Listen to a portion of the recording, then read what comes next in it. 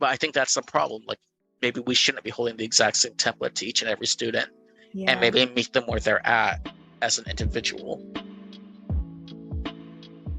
Hello, hello, hello. My name is Jacob Miranda, an advanced doctoral student in the experimental psychology program here at the University of Alabama, where I have a concentration in social psychology. And I'm Cassie Witt, a pedagogical assistant professor in the Department of Psychology at Western Kentucky University. Together, we are the hosts of Corrupting the Youth, a podcast about the teaching of psychology. If you love psychology, education, or both, then this is the podcast for you.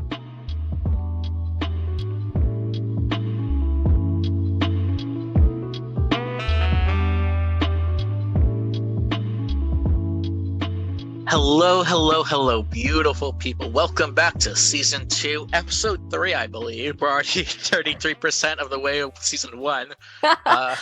Technically speaking, we're just like, yeah. We're doing so well. Yeah. Hopefully this new season has close to like more 20 episodes, since we're not starting in the middle of like an academic full year, right? We're not just doing it in spring, we're starting in fall. I think our plan is to make a season a full academic year, so we'll like start one in August and conclude in May. Maybe I like take that some plan. breaks around like Christmas time, some work. Set some nice boundaries. Yeah, gotta practice what we preach. I think we had like self-care. But before we jump into today's topic, or even before we even get into life updates, Cassie, I want to publicly apologize to you, and I want anyone who listens to this to know. For anyone who's been listening to the first 2 episodes, as I hear it on edit and as we're about to upload it, I recognize I cut Dr. Witt off quite a bit, in particular on the episode that's being released on, when is it being released? The 29th? The 29th. Our second episode. So hopefully you'll see a noticeable me trying to shut up and listen to people much more brilliant than me. But I wanted to acknowledge that of like, I catch it.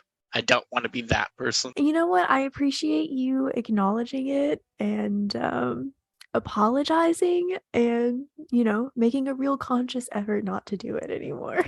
I do think, in your defense though, and I've told you this, I think it's hard because we record on a Zoom call. So I think it is like kind of difficult on Zoom sometimes to like see when another person is about to talk. It's just harder to catch those kind of like cues. Because normally I feel like when you're having a conversation with someone in person, you can kind of tell when they're like wanting to say something or like about to say something. On Zoom, it's way harder to catch those really subtle cues. It's a skill, and I am working on it. How are you though, Jacob? I am missing me. I'm just gonna leave that hang in the air for a bit. Maybe we'll get back to it, but let's put that on the ground for now, and maybe it'll be picked up later. For sure. I am busy. It's just a lot of stuff happening at once. Everyone knows Season 2 is the season of Jacob's job hunts. Mm-hmm. Yeah, the saga, the Odyssey, the any other fancy term. But yeah, we have that, balancing dissertation work, which coding is taking a lot longer, and I need to get that to collect data. And I think it's just kind of like that anxiousness of like, it's not particularly hard to do, but it might take 2-ish more weeks to do. Yeah. And I want to collect data now. And I'm like, I just want to get the survey ready. I understand. Yeah, it's always like that period between, like you have a study planned and like you're at the point where you're like, okay, like I have all of the like details hammered out. Like I just need to like create the materials now. And it's like, why do I have to do this? It's almost like how you feel, or at least for me, it's almost how I feel when like I have to do like data cleaning, where it's like I'm done with data collection. It's like I just want to do the analyses. Like I want to know like the answer to my question, but I have to go through that whole arduous process. And I can already hear someone saying, but Jacob, don't you have undergrad RAs? Don't you want them to like code your things and like have, I don't want to say busy work, but like this more tedious-ish work? Don't you have like extra hands on deck? And I do. And they are helping me with other projects. But there's something about it being my dissertation and tied with me graduating where I start having a bit of trust issues. And maybe that's on me. Maybe as, a mentor, I need to have more trust. But like, this is a complicated design. And there's just something about it where like, if there's a mistake being made, I need to know I was the one that made it. Right. And I'm also trying to be like extra not to make any mistakes. Versus like, yeah. Yeah, I think you do have a really complicated design happening here. And even you, like there's a learning curve for you, and you've been working in Qualtrics for a while now, like learning how to do like all of this like coding and embedded data and stuff like that. So handing it over just to like one of the undergrad RAs maybe is not the move. Like I would be anxious doing that if I were you. What kind of idiots? Like maybe we need to do a personalized survey based off over a dozen responses with thousands of variations. And I'm like, hi, it's me. I'm just like, Like I mean, I had the thought as you were like pitching your dissertation idea, but I believe in you. I think you can do it. it can be done. It'll just definitely take time. Yeah. Hopefully, I'm not sure when we'll record next because sometimes we might be recording weekly, but like on our next second or third recording, I'll probably have positive news. But Yeah. then that won't be released until like freaking October. I'm sure we're like, Yeah. how did it So go? And you're like, oh well. But other stuff I'm getting involved in, my presidency in the Student Graduate Association Mhm. has kept me very, very busy as well. I'm planning DEI town halls. I've been emailing all the graduate students constantly. We're fixing up DEI initiatives both at the faculty and graduate level. I'm trying to work with insurance for the clinical students. It's Nice. just a lot. And I think the fear is like, I got in the position, so I feel like there is a responsibility to do it well and not for it just to be a CV line warmer. Yeah. And I feel like a lot of the pushback I get from my peers, it's like, you don't have to be doing all that. And they're absolutely right. So this is almost like the service end of like academia. They're like, is this going to be the most valued? I'm like, incentive wise, probably not, but like internally motivated wise, like this is still important work that needs to be done. So like busy, stressful,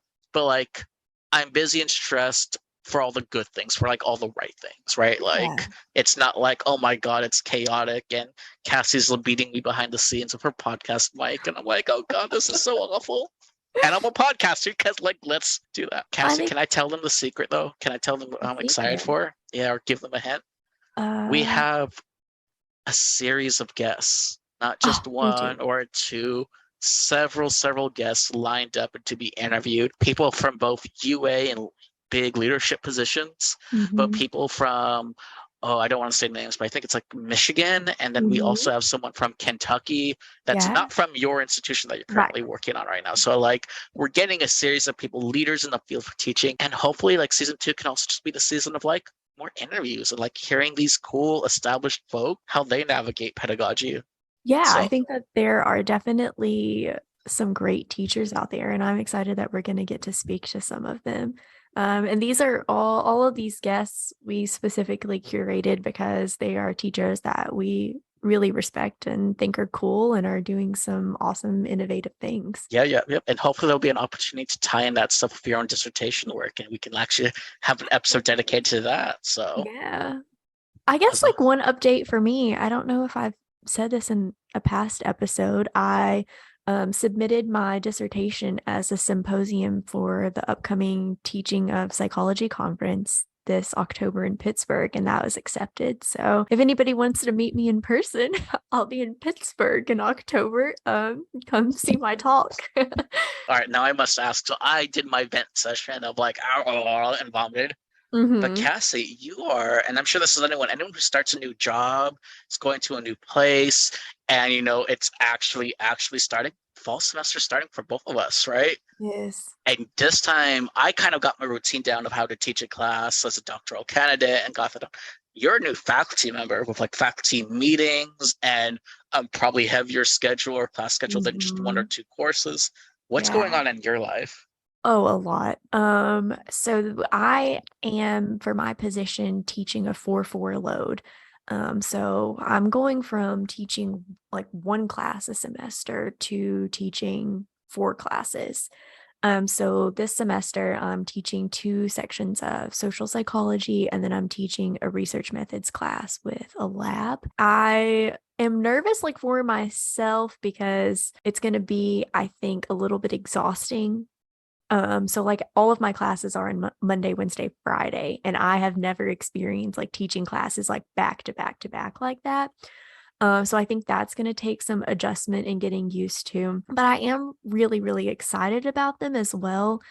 So like one thing about my new institution is that class sizes are a whole lot smaller than they are at Alabama. So like my classes are like capped at 32 students. So I'm really excited to like do a lot of like hands-on work and really get to know them. I've already had like a few students email me just to like introduce themselves, and it's so exciting. And then yesterday I had my first faculty meeting, which was also really exciting. There were donuts. And afterwards it was just really fun to like be in like the suite of like psychology department offices where like all the other faculty were there, and like you could hear people like having conversations and like talking about like mediation analyses over here or like a textbook over there, and I was like so happy to just be like part of that energy. Like that was just really invigorating. People stopping by your office to like check in and say hello, and I don't know. And then also yesterday, I'm the faculty advisor for the psychology club this year. So like I got an opportunity yesterday to kind of like table and for the club and kind of advertise it and stuff to students. So I got to talk to a lot of like freshman psychology students, and that was really fun. One of them thought I was a student. She was like, I thought you were just 20 years old. And I was like, you're my new favorite. But I don't know, that was really fun. Just like getting to see like them be excited. Like some of them came up to the table and they were like, I'm doing this. Like I'm going to be part of this club. It's just like a lot, there's like a lot of energy. It's kind of exhausting, but at the same time, just like really pumping me up. Staying true to our podcast name of corrupting the youth. So Yeah. Honestly, I think it will be a really great opportunity. And I have like all kinds of plans of things like I want to do with the club. I think as of right now, they're mostly like a social organization, but I would love to like implement more like professional development and career things. yeah, that's such a good resource, especially if people are feeling like there's not enough inside the class to incorporate career-based stuff. We have a dedicated club that can supplement that. So Exactly. I like where your head's at. All right, so now that we've got some updates, what did you used to call them? Roses and thorns? Roses and We thorns, really peaches didn't and do pits. yeah, we really didn't do like good things, bad things, but now that we've got those life updates out of the way, I thought today we could spend some time talking about something that's kind of fresh in my mind, which are like course objectives and really just broadly course design. So I don't know about you, Jacob, but I have been furiously creating syllabi the last few weeks in preparation of the semester starting. And with teaching 3 different classes, like preparing 3 different syllabi. Over the summer semester, I don't know, summer break really for me, I had the opportunity through my new institution, Center for Innovative Teaching and Learning, to take a course, like a 5-week course on how to do online teaching, like how to design a good, effective, engaging, asynchronous online class. And as part of the curriculum that they had, they made us like discuss and like do some readings on course design. And I realized like for as much as I like love teaching and picking out things to put on a course schedule and topics to talk about with students, I hadn't really given much deep thought to like course design or like some of like the research behind like how to appropriately design a course. But one of the topics that we ended up talking about was something called backward design. According to this idea of like backward design, it's supposed to be an alternative to the typical approach to course design, which is usually called like a forward design. So I think typically the approach to designing a course is that an instructor will think about the kinds of activities that they want to do in order to teach content, so like lectures or group discussions and things like that. And then once you have those kinds of like activities in place, you then go about developing kinds of assessments around those learning activities. So that could be like some sort of like written assignment or a test or a quiz. And once you have those in place, at that point, you go back and you try to draw connections between these kinds of learning activities and assessments to the goals that you have in your class. And so backward design, on the other hand, is meant to kind of like decrease like busy work activities and increase like the value of instruction. So you first start with like, what are the goals in your class? I think like intuitively, that's kind of like what I thought that I did like in my classes. Like, of course, like I start with like these really like lofty goals for my students, and then like I work to create assessments or like modalities of instruction to accomplish those particular goals. But I think really like the ties between like what I was doing, like the tie between, you know, the assessments that I used and like what my learning goals were are actually pretty weak. And so with like backward design, the idea is that you start with like these like really clear learning objectives, and then you try to think of things that you can do in the classroom to like accomplish those things. So I don't know, had you heard of backward design previously? Yeah, so I've heard it several times in my life. Once was in a class where I minored in education as an undergrad, so a lot of the How education did courses. how did I not know that? Yeah, it's like yeah, I don't know. But now you know, surprise. Huzzah. And then in my master's, when I was able to take some like elective courses or write things not necessarily for the degree, but you still need credits, I went to the education department and took some of their courses.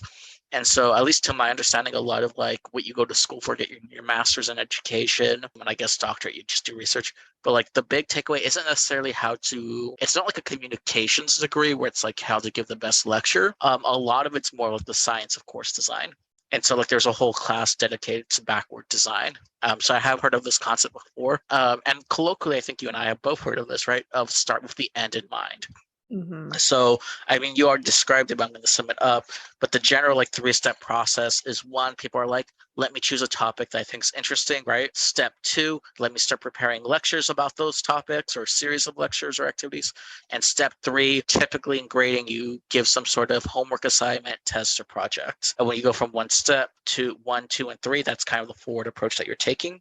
Mm-hmm. And a lot of the times, because you've already given your lectures and you've already done your activities, and now you're sitting down and be like, let me make a test for this. It's very much this idea of like, what did I talk about? And then it's like, if you didn't really clarify specifically during those lectures what was important, what wasn't, you're probably going to leave some stuff out on the test or assessment or project. And so the logic behind that is you basically have a lot of fat, quote unquote fat, or wasteful time or inefficient time that could have been optimized. Yeah. And so backwards design is if you've created your assessments first, and again, it doesn't have to be a test or homework assignment. It could be recording a podcast episode, or it could be like doing a journal or writing a blog or having some students do something to demonstrate these outcomes first. Then you go backwards to step 2 or step 1, and you're like, now let me make sure my lecture is laser focused. Let me make sure any in-class activities, everything is really, really, really tied so that they for sure can perform this assessment at the end of it. And so I think the biggest benefit of backwards design is its intentionality, basically being clear, being concise. I have mixed feelings about backwards design because ultimately I can see it being implemented very poorly. Mm-hmm. And I can elaborate on that, but I do think it's so useful and helpful in a lot of ways, right? So this isn't just like a tool that should be blindly done without being intentional. Like clear benefit is for you, you've described and made you reflective, right? Mm-hmm. Even if you thought you were doing it well, and maybe you're not going to have all lectures laser focused on these specific outcomes, you've now made the connection at least stronger. So like there's a clear benefit of just like sitting down and actually, can you draw the connections and are they as strong as we would like them to be? Right.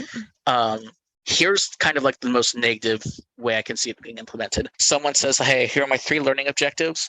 And it's almost like the government standards or like stars for California. Mm-hmm. Do you know where you have like state standards and teaching to the test? Oh, Where, yeah. yeah, you've limited yourself by saying objective A, objective B, objective C. That's all this lecture is going to be about. And anything else beyond that is not within our scope. So we will not be talking about that. Right. So that might be okay if it's a skills-based course, but like for an intro psych course, right? Or even like even a more advanced course where you're like trying to get interest and expose them to new information. Like if one of my lofty goals is like build intrinsic curiosity within students, Mm-hmm. and what I'm saying, how I'm going to assess that is if they know definitions A, B, and C. Basically, my fear is that you can overcommit and lose your flexibility within the classroom.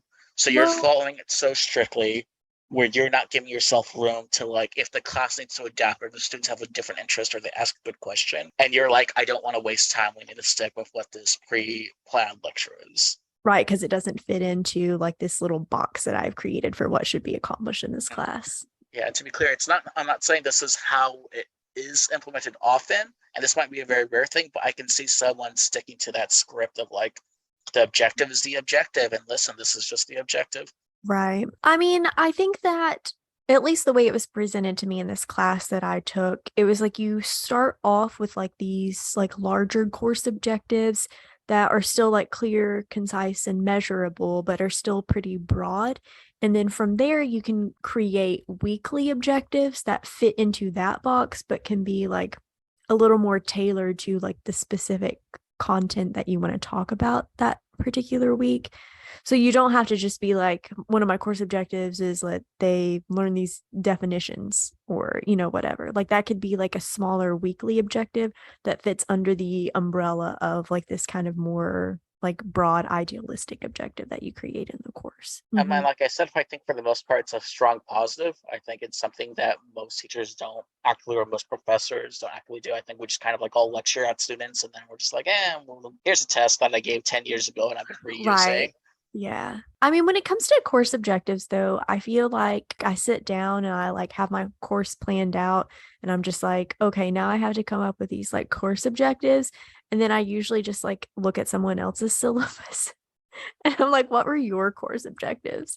Which can be useful, I think, but like you said, like the point is like you want to be really intentional with your course objectives. And so this, at least like being exposed to backward design has like caused me to be a little more intentional. I think one thing about backward design that was helpful for me was also just this focus on how a course objective needs to be something that is measurable, or you really need to think about how you can measure this, so I kind of likened it in my mind to like creating or like having like a really abstract construct that you want to research, and then making sure that you have some clear operationalization of like that variable or that construct. So like I often have these really lofty idealistic course objectives, I think, like in Psych 101, I'm like, one of my course objectives is always to get a broad perspective of the human condition and like respect humanity and things like that. But I don't think I really have any kinds of assessments that tap into that specifically, that really try to measure like how much they respect people of like different identities and perspectives and stuff. And so like that's something I want to like try harder to do. Something I've been recently reading about, and maybe a pitfall that, again, this is always goes back to being flexible. It's that when people implement this, to my understanding, sometimes they may limit it to just like one type of assessment to measure that one goal, right? So you can imagine a paper that says, or the learning objectives are define topic A, define topic B, contrast topic A versus B. And the assessment is write an essay that defines A, defines B, and compares them, contrast them. And so you're like, here's my assignment, the paper, it measures it. That's great. And that definitely is one way to do it. Where I think it's better, right? And again, this could be my own opinion. I don't know if they talked about this in your workshop. I don't know what was covered, but even having flexibility or like multiple options, or essentially, I think the term I read was like a roadmap. You demonstrating your knowledge acquisition doesn't just have to be a test or doesn't just have to be a paper, but it can manifest in other creative ways. So like maybe for Cassie, you're doing a TikTok project, right? So like you can give them options of like, hey, for those of you who are writers, you can write a paper. For those of you who are much more social media savvy, maybe create a TikTok instead. And then maybe for people who like to talk a lot, like do a short 5 to 10 minute podcast blurb of you having a conversation explaining these topics. And so like, it's almost like a choose your own adventure, right? Like any one of those assessments taps into you demonstrating you have that knowledge acquisition. And I think that lends itself well to like ungrading, where there's a bit more flexibility. I think that might be harder to do when you stick with a traditional grading system, because people are like, well, what is an A on a paper and an A on a podcast episode and an A on a TikTok, right? So I think that's more of an issue like traditional grading, but I think you can implement it with ungrading and have that flexibility that gives individualized consideration to the students. I like that. I think that also just like kind of goes away with like having to create really stringent, unflexible rubrics for assignments as well, which is another reason I think ungrading is so great.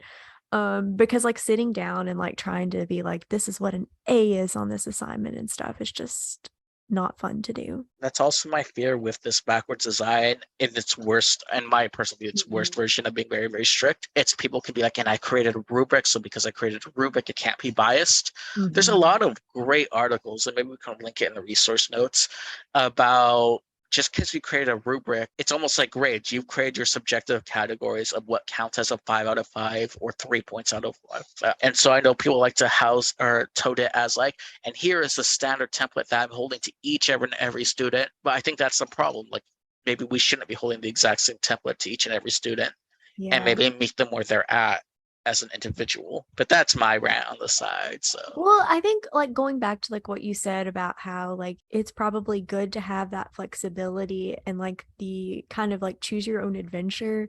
I find that really appealing, and I think I would like to design a class in the future that's kind of like that. So I know like we've talked a little bit in the past about like the gamification of the classroom. And so like having like the opportunity to, it's like you can go on this side quest or this side quest, but like in the end, like they lead to the same learning objective. Like I think that sounds like so much fun. I love that. As you're saying that, it's because it's like, all right, well, that encourages people not just to do like one type of assessment, or they don't even see it as like work then. They're like, I'm just engaging Right. with the material. So maybe they want to do all three things, write a paper, a podcast, a play, and they got their side quest, their video game points right on the ranking ladder, Yeah. and now they're top dog.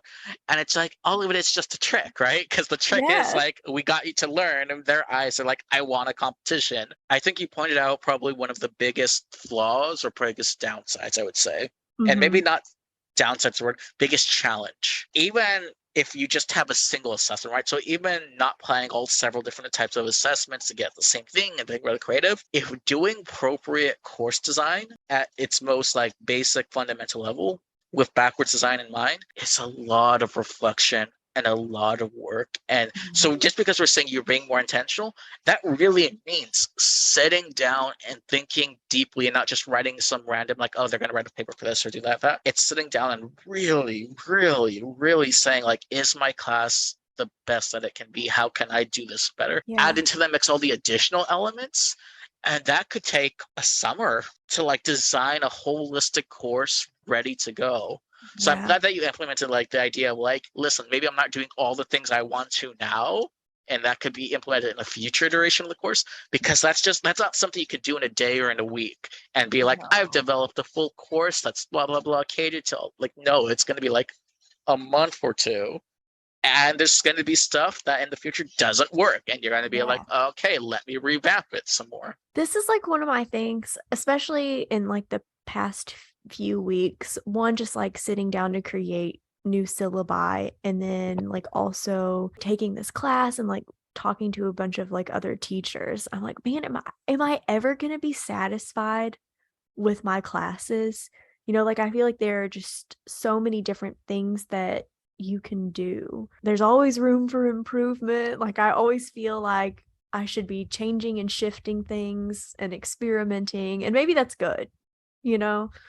But it also makes me feel like I'm not, like my classes aren't enough. I don't know if you ever feel that way or if that makes any sense. No, it makes complete sense. I think maybe you and the listeners, so people who are willing to listen to an episode about backwards design course design, Yeah. that's my cynic in me, but I think that's the minority. I think that it's very comforting that once you've created your syllabus for the class, just tweak up like every semester, tweak up the new semester, add in the year, add in the new season. And it's just so much easier to be like, it's a one and done thing. And now I don't have to think about it. To be perfectly clear, I'm guilty of this, right? I'm guilty of this semester for my stats course. I quite literally kept everything mostly the same. And again, I can make the excuses, or maybe these are like valid actual things of like, I'm busier with other stuff that I didn't have the time to like revamp the course and optimize the stats. Because I Mm-hmm. definitely could, right? Like I could add in more coding projects, and I could be a bit more intentional and adding Bayesian statistics. And I could do a lot more to make this class better. I know I can, but I didn't. And instead I was like, let me teach. I already have previous lectures already ready to go. I can update like the themes and the optics of it, but like it's still the same content I've been teaching. I guess that's what I worry about. It's like I am motivated like you. I just don't think I made the time like you have.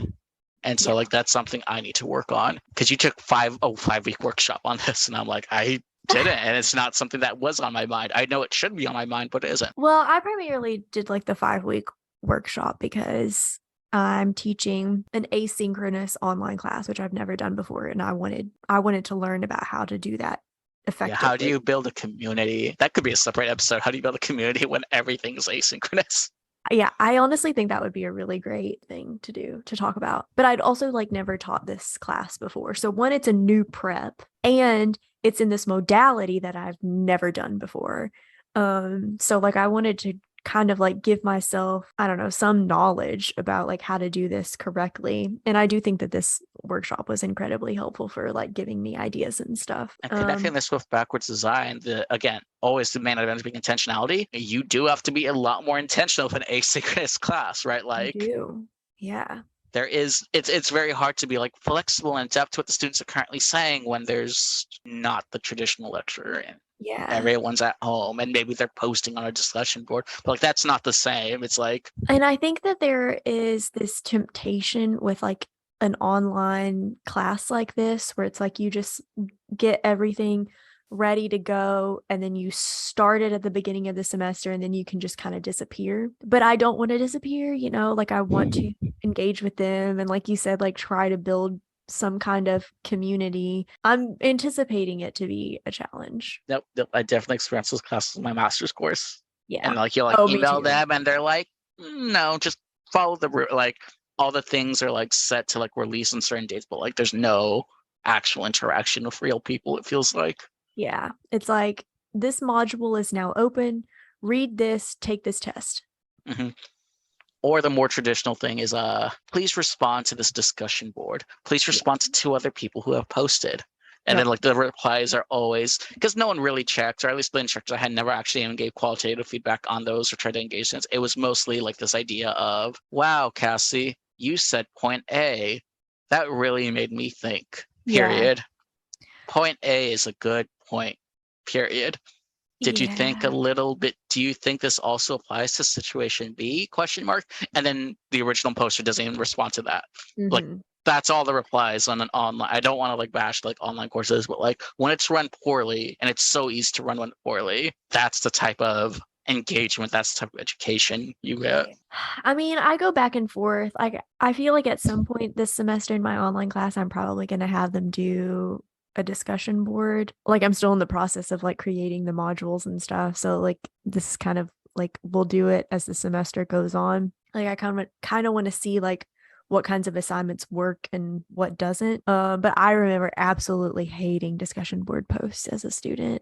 And I think I regularly get that feedback that they don't get anything out of discussion boards. But I feel like instructors are always pushing them. They're like, do a discussion board, like that creates community, like they're talking to each other, but it's not meaningful dialogue. Doing that without doing anything else extra or any other effort, it is what it is. It's a discussion board. Like that's not exciting. That's not interesting. It's not students don't hear the word discussion board and they're like, oh my God.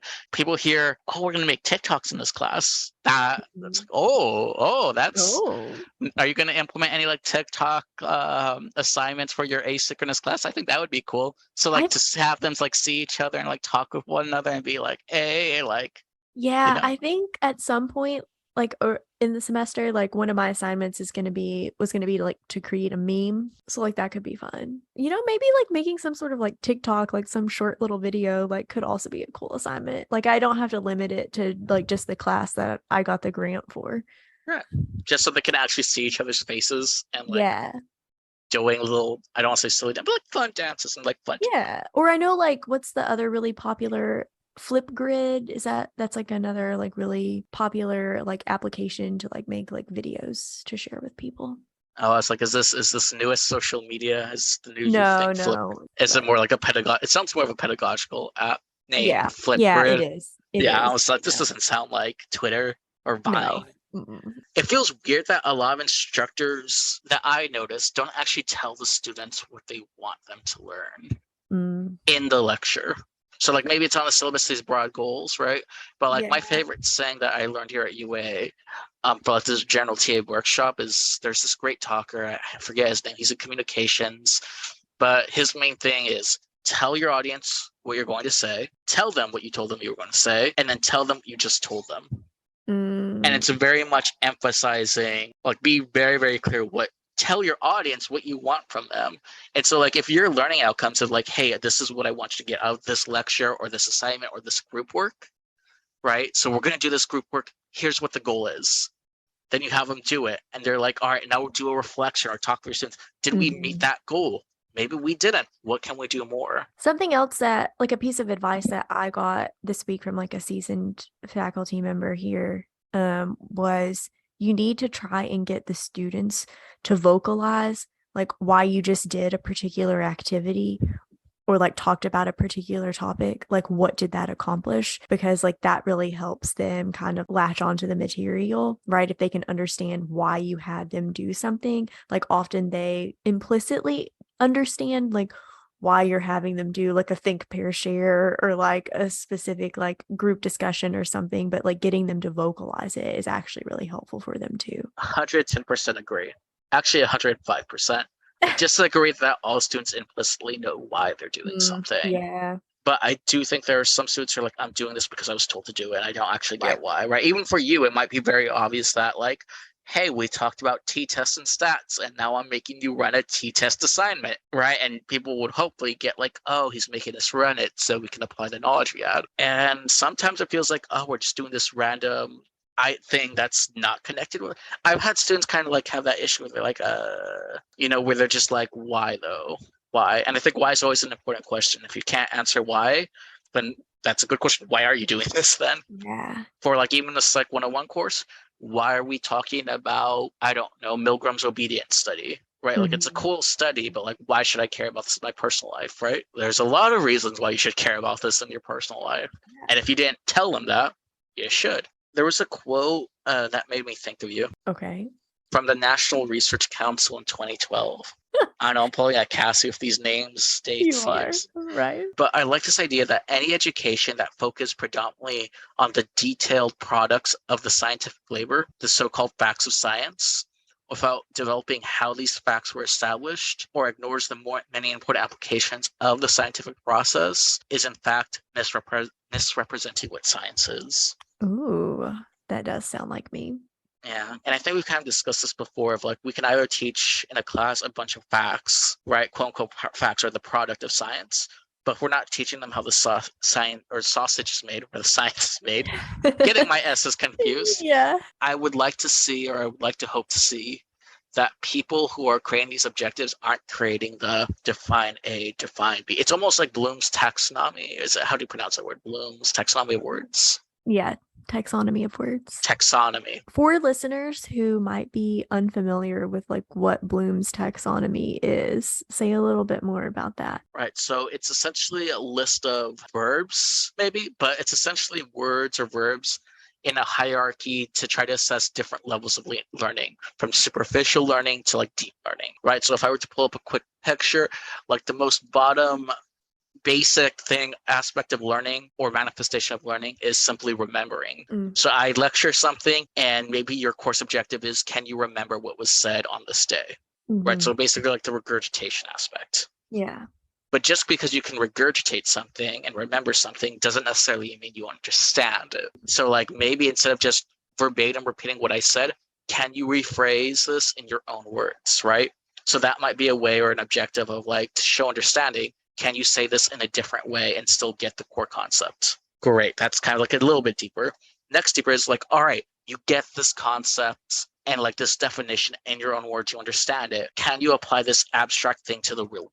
And so there might be different adjectives or verbs or course objectives, but it's now thinking, can I apply to a situation? Great. You can apply it to a situation, but what if things get a bit quirky or a bit funky, or you start changing the parameters of the scenario, right? So I applied this knowledge and I applied it to this ideal scenario when this theory should work, right? So maybe a motivation theory says like, hey, when situation A happens, effect B always happens. And you apply it, that's great. And then you ask the student, well, what if that situation A isn't exactly the perfect ideal version of situation A? If we tweak things around, right, can you critically think? Can you analyze what would happen differently? What would you think would happen? And then the final, like the deepest hierarchy is essentially doing a deep analysis of these topics. So can you analyze a story? So maybe we're talking about psychological theory, and now I'm asking you to read a book and be like, I want you to analyze this book with a psychological lens. And can you evaluate this book, right? So there's this analysis and evaluation. All right, cool. You went from, and just as a recap, because I know all this works confusing, you can go from simply regurgitating and remembering the information to understanding it and repeating it in your own words, to applying and using this information, to now analyzing and evaluating other works. Bloom's final, deepest. If you were to even think of this as a period, so instead of going down deep, you could think of a period going up to the peak. Is creation. That's the, according to Bloom, and I'm inclined to agree, to truly say you've mastered something or some aspect of knowledge is if you can create something new from it. That's kind of what a PhD is it not? I was about to say, like, yeah, that's the point of a dissertation, is to show you can create. Yeah, that you have such mastery, such intimate knowledge of a topic, and you're able to create new knowledge, or you're able to expand upon that.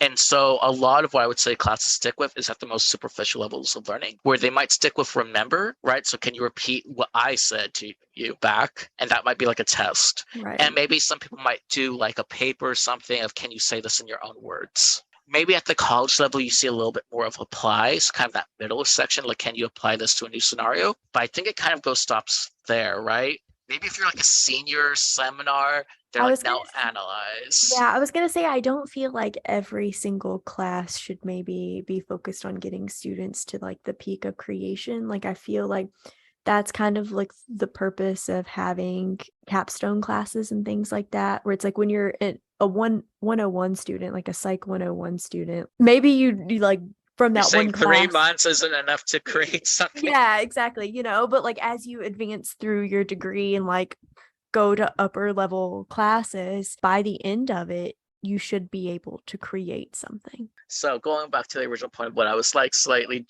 judging Cassie and wrestling her for, it's that usually for at least educations, I remember education courses, it's when writing learning objectives, basically like Bloom's taxonomy of all his verbs at each of those different levels are like key, right? And so it's like actually use those words to start off your learning objectives. For create, if you're like, so maybe creating is the ultimate manifestation, maybe this is senior capstone, you might have learning objectives like design a project, modify a project. I want you to role play and do something. I want you to collaborate and invent with others, versus like maybe a more basic understanding is, can you define, can you identify, can you describe? That middle point of like analysis might be like, can you compare and contrast two different ideas? Yeah. Right. But that's how the learning objective would start. It would be compare and contrast, blah, define, blah, invent, blah. I like that. I don't think I was very familiar with that prior to this conversation, so I think that's helpful.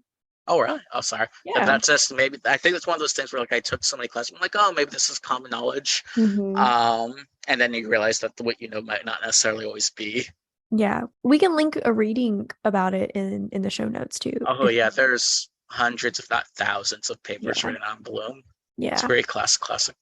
Yeah. All that to say, it's, if you're not having them create science and doing their own experience of class, that's fine. But maybe even if it's just like compare and contrast different ways of knowing about the world, I think that might align with your very broad or abstract goal of like epistemic knowledge and like how we come to know things. Or like, I think that's just like your whole research area is just like, how do we know what we know, right? Yeah. How do we think that we know? Yeah. If I were to add like one last thing before we conclude, Cassie, I would say that maybe like as a tip to monitor your learning objectives beyond just the assessment portion, right? And even if you have like a 5-minute review or 10-minute review at the end of class, I could definitely see in something I've been trying to do a bit more, especially for my stats course, since those concepts are a bit heavier or they're a little bit more opaque, I think might be the right word for students. It's like about, I'm aiming to do the schedule like around every 2 weeks, bi-weekly, of just sending out like a survey, an anonymous survey with those learning objectives. And it's basically you're touching base with your students as a whole. And so when I used to do a bit more grading things, I would do it for like extra credit. This is probably going to be the first time I send out those surveys and like, hey, do this just so I have like a pulse on what's going on in the class. Mm-hmm. But I think that might be a good way to like monitor for yourself or self-monitor, like, am I meeting goals? And it's not necessarily in a fast pace. You have to have a discussion and talk and share with the class in 5 minutes, but it's like, it's a way to like externally validate stuff beyond what you feel is happening in the classroom. I've heard of people doing this before. I think I've heard it called like a class temperature check,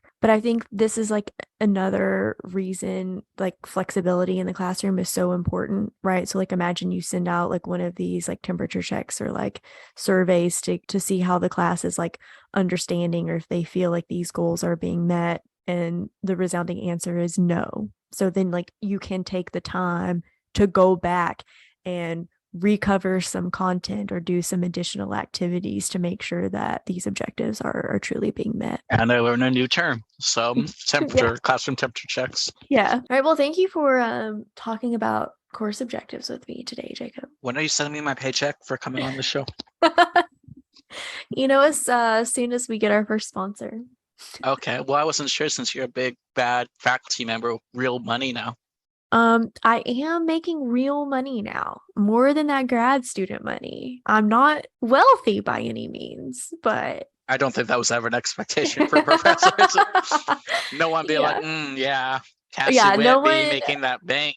Yeah, I don't think anybody becomes an educator because they want to be rich. Rich in experience, rich in relationships, just not money. Rich in where it counts. But I do got that good health insurance now. That's good. And if you ever did become actually materialistically rich, that wouldn't hurt either. Yeah. All right, then. Well, we have some exciting stuff coming up in some future episodes, so stay on the lookout for those, especially our interview episodes with our, as of now, secret guests. Yeah. Thank you all for listening to us talk about course design for a bit and web design. Yeah, we'll see you in the next one. See you in the next one. Bye.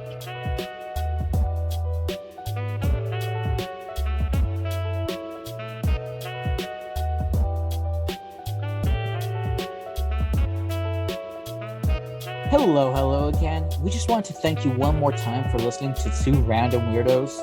If you want to listen to us ramble some more, we'll be posting episodes hopefully bi-weekly on both Apple Podcasts and Spotify.